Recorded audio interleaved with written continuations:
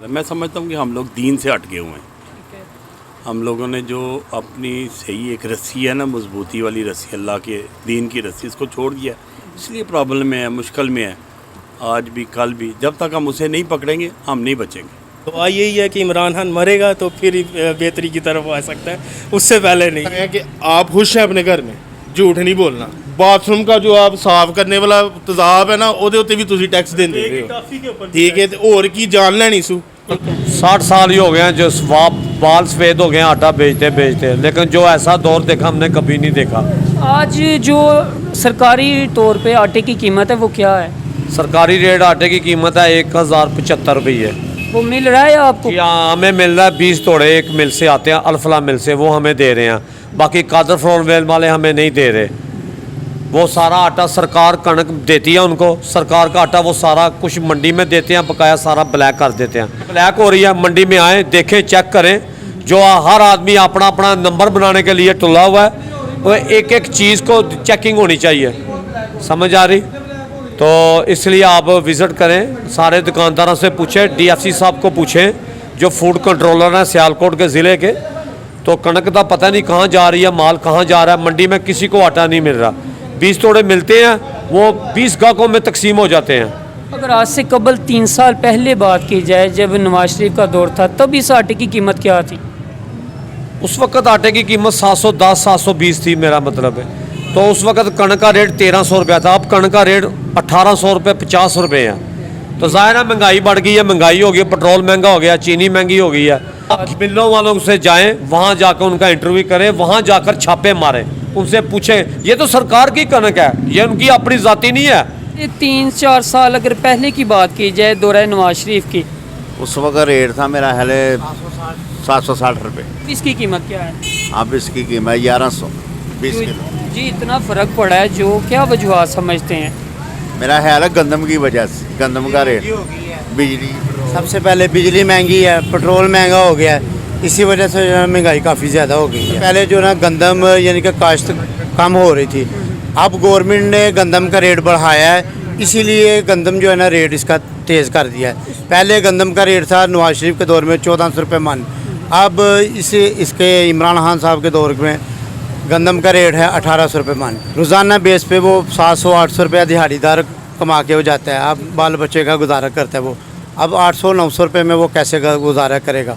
वो 2 किलो या 3 किलो घर में आटा लेके जाएगा, इसके अलावा जो वो सब्ज़ी वगैरह खरीदेगा, जो भी है घी बहुत ज़्यादा महंगा हो गया है, चीनी महंगी हो गई है, हर चीज़ जो है ना महंगी है, तो बहुत मुश्किल। देखिए सबसे पहले तो ये है, अगर गवर्नमेंट गंदम के ऊपर सब्सिडी दे दे, गंदम का रेट कम हो, तो फिर ये है कि आटे की कीमतें कम हो सकती हैं। जी अस्सलाम वालेकुम। जैसे कि आप लोगों ने देखा, आटा, चीनी, घी की जहाँ तक बात की जाए, लोगों का और दुकानदारों का कहना ये था कि आटा और चीनी की कई हद तक जो है ना गवर्नमेंट ने कमी पा ली है, लेकिन घी जो है ना वो दिन ब दिन जो है ना वो गरीब की पहुंच से दूर होता जा रहा है। सारे डॉलर के ऊपर है। ठीक है, डॉलर की कीमत बढ़ेगी तो इसकी भी बढ़ेगी। डॉलर का रेट बढ़ता है ना, तो बाहर वो उतना महंगा डॉलर हम बेचते हैं, तो फिर वो जारी बात है, सीधा उसके ऊपर असर पड़ता है इसका। तब इसकी कीमत क्या थी? तब ये 160 रुपये किलो था। 160 रुपये किलो था। क्या कहते हैं कि गवर्नमेंट ऐसा क्या इकदाम करे कि जो इसकी कीमत जो है ना वो नीचे आ सके? मेरा भाई, ये जो भी गवर्नमेंट आएगी ना उसके पास का काम नहीं है। जो कर्जा खा लिया हुआ है ना, जो कर्जा, वो उतारना पड़ेगा आपको। लेकिन अगर गवर्नमेंट चाहे अपने तौर पे कोई रिलीफ देना चाहे कि वहाँ से जब आप ख़रीदते हैं आपके लिए कोई जो है ना रकम मुख्तस की जाए। पुराना तरीका कार है ना कि फिर गवर्नमेंट अपने पास से डाल के पैसे सब्सिडी दे के तो वो सस्ता कर दे। कमी है कस्टमर की, या कस्टमर रेगुलर वैसे ही है जैसे पहले था? कस्टमर वैसे ही है, क्योंकि ये चीज़ ऐसी है कि इसके बगैर गुजारा नहीं है किसी का। आटा, चीनी, घी, ये 3 आइटमें ऐसी हैं कि आपको कर्जा उठा के भी ये घर में पूरा करना ही करना है आपको। जी अस्सलाम वालेकुम। जहाँ तक बात की जाए रोज़मर्रा की अशिया की, वहाँ एक बहुत बड़ी चीज़ चावल जो हर घर में इस्तेमाल है। आए दुकानदार से पूछते हैं कि इसकी कीमत जो है ना वो बढ़ गई है या कम है। अगर जी अस्सलाम वालेकुम। वालेकुम अस्सलाम सर। जी कितने अरसे से ये काम कर रहे हैं आप? सर अरसा 22 साल से। 22 साल से आप इस फील्ड के साथ मुंसलिक हैं। क्या रेट है इस टाइम जो तोड़े का रेट है? 5000 सुपर कर्नल का। और ये कीमतें जो इसकी दिन ब दिन बढ़ रही हैं, क्या वजह समझते हैं आप? नहीं सर, बढ़ नहीं रही, कम हो रही हैं। 2 साल से माल एक्सपोर्ट नहीं हुआ, चावल कम हुए हैं। जो 2 साल है ना वो 6,600 का था, 5,800 का हो गया। उसकी क्या बड़ी वजह समझते हैं आप जो कम हो रही है? गवर्नमेंट जो रिलीफ दे रही है या कोई और वजह है? नहीं, इसमें एक्सपोर्ट का ही है। जब एक्सपोर्ट होगी गवर्नमेंट कोई भी हो, इमरान खान की हो, नवाज शरीफ की हो, एक्सपोर्ट होगा माल तो ये कीमत बढ़ेगी। 2 साल से नहीं एक्सपोर्ट हुआ, कम हो रही है। और फसल अल्हम्दुलिल्लाह पाकिस्तान में इतनी होती है कि एक फसल अगर एक्सपोर्ट ना करें, 3 साल भी हम पाकिस्तान में यूज़ करें तो ये नहीं ख़त्म होते। तो इसमें नुकसान किसका हुआ है जो एक्सपोर्ट नहीं हुई? गवर्नमेंट का हुआ है या उनका हुआ है जो इसे काश्त कर रहे हैं? नहीं, काश्तकारों का ज़्यादा है, किसान का ज़्यादा है। तो साथ ये डीलर जो हैं इनका भी है। मुंजी इन्होंने पिछली बहुत महंगी ली है। कस्टमर की गहमा गहमी उसी तरह ही देख रहे हैं या उसमें कमी हुई है? बहुत ज़्यादा ये कुव्वत ख़रीद बहुत कम है। ठीक है जी, तो चावलों की सेल बहुत कम है। उसकी क्या वजह? लोग तो खाते हैं जो खाने वाले हैं। ये चीज़ रोज़मर्रा के इस्तेमाल की, इसके बावजूद सेल बहुत कम है।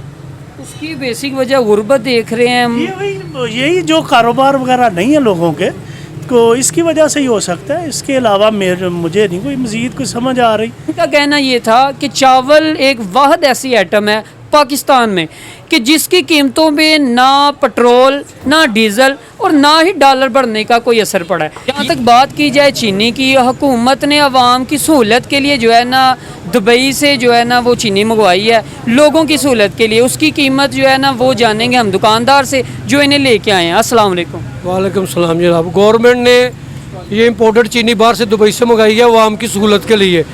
मैं शेर नूरुल हसन आपसे बात कर रहा हूँ, चीनी वाले का प्रेसिडेंट।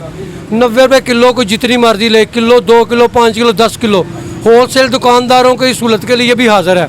वो 4420 रुपये खर्चा डाल के हम दे रहे हैं। जो बाकी दुकानदार चीनी सेल कर रहे हैं इसमें और उसमें क्या डिफरेंट है?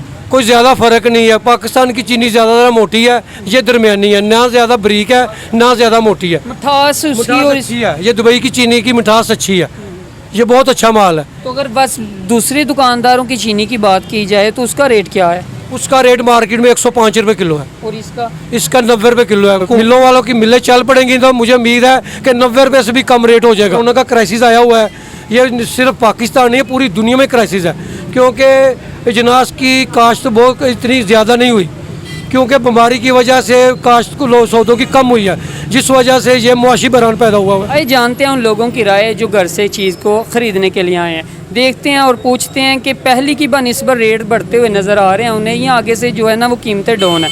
जी अस्सलाम वालेकुम। वालेकुम सलाम जी क्या नाम है भाई आप? मेरा नाम मोहसिन है और मेरा इमाम साहब चौक में रेस्टोरेंट है अपना, कश्मीरी दाल चावल के नाम से। तो हम डेली आते हैं सामान लेने और डेली के डेली रेट ज़्यादा से ज़्यादा, आज कुछ रेट है कल कुछ रेट है और कुछ समझ नहीं आ रहा। एक तो कहते हैं कि हम गवर्नमेंट कहती है हम जिस चीज़ का नोटिस लेती है उसका रेट और अप हो जाता है। फ़र्ज़ किया दाल लेने आते हैं, आज कुछ रेट मिल रहा है कल कुछ रेट मिल रहा है। घी है पिछली हुकूमत में 175 था, अब 350 तक आ गया घी। क्या देखते हैं जो बकिया 2 साल हैं, कोई बेहतरी की तरफ मुल्क आएगा या आगे से भी ज़्यादा जो है ना वो महंगाई हो जाएगी? दुआ यही है कि इमरान खान मरेगा तो फिर बेहतरी की तरफ आ सकता है, उससे पहले नहीं। अगर आपकी दुआ जो है ना ये अगर कबूल नहीं होती तो फिर इस मुल्क की हालत कैसे देख? अल्लाह ही हाफ़िज़ है। और एक चीज़ से खुशी होती है, जिन जिन लोगों ने इमरान खान को वोट दिया वो ये उस हाल भी देख रहे हैं और नया पाकिस्तान का हाल भी देख रहे हैं। आवाम को कोई टैक्स से कोई गर्ज है ना बजट से कोई गर्ज है। आवाम कहती है हमारी दिहाड़ी लगनी चाहिए, वो दिहाड़ी नहीं लग रही। गरीब आवाम पिसती जा रही है, सफ़ेद पोश लोग नंगे हो गए हैं। लेकिन कोरोना का जिस तरह इस हुकूमत ने इतनी बड़ी बीमारी का सामना किया है, इससे पहली हुकूमतों ने इतनी बड़ी क्या सामना किया है? जहर लगा रहे हैं ना, क्या सामना किया है? एक पैनाडोल की गोली फ्री नहीं मिलती है, एक पैनाडोल की। मियां साहब आएंगे तो इंशाल्लाह ताला फिर डंके की चोट से हर हाल काम ठीक हो जाएगा इंशाल्लाह। सिर्फ अमीर लोग हैं, अमीरतर हो रहे हैं, गरीब जो मांगने वाला ना ऐसे करने वाला उसको फ़र्क नहीं पड़ा, वो पहले भी मांगता था।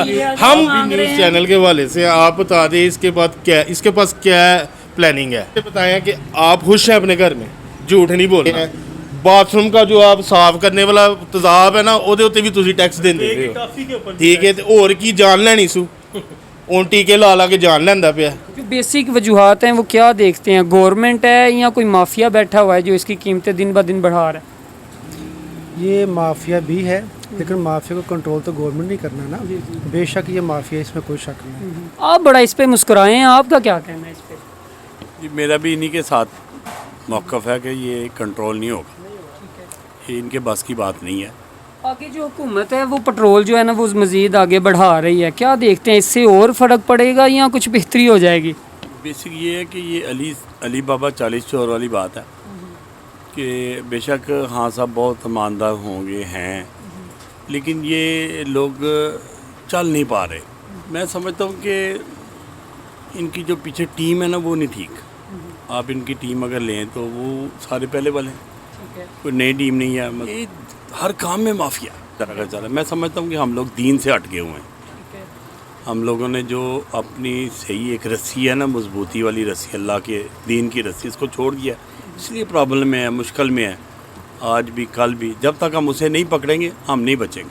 लेकिन हम लोग अपने अपने कामों में फंसे हुए हैं, कोई किसी साइड पे है, कोई किसी साइड पे। मैं समझता हूँ कि हमें दीन का ही रास्ता इख्तियार करना चाहिए, उसी से हमारी बेहतरी होगी, फिर ही हमारे ऊपर उकरमान भी अच्छे आएंगे ना। वैसे तो हम इसी तरह ही हैं। जहाँ तक हमने कस्टमर से बात की उनका कहना ये था कि ये मुश्किल या कंट्रोल में हो सके, और जहाँ तक हमने दुकानदार से बात की उनका कहना ये है कि बेसिक जो वजह है ना वो दीन की जो रस्सी है ना वो हमने छोड़ दिया, हम अपने कामों में लग गए हैं। अगर बेहतरी लाना चाहते हैं तो सबसे पहले हर फ़र्द को, हर सुनने वाले फ़र्द को अपने आप को बेहतर करना होगा और दीन की जो रस्सी है ना उसे मजबूती के साथ थामना होगा। दीन की रस्सी क्या है? अल्लाह पर तवक्कुल रखना, सच बोलना, अच्छी काम की तरफ राग़िब करना, दूसरों को और ख़ुद को भी, और अल्लाह के आगे सजदा रेज़ होना कि वो हमारे हालात पे जो है ना रहम करे, हमारे हालात जो है ना वो बेहतर हो सके। इसके साथ मुझे इजाज़त दीजिए। अल्लाह हाफिज़।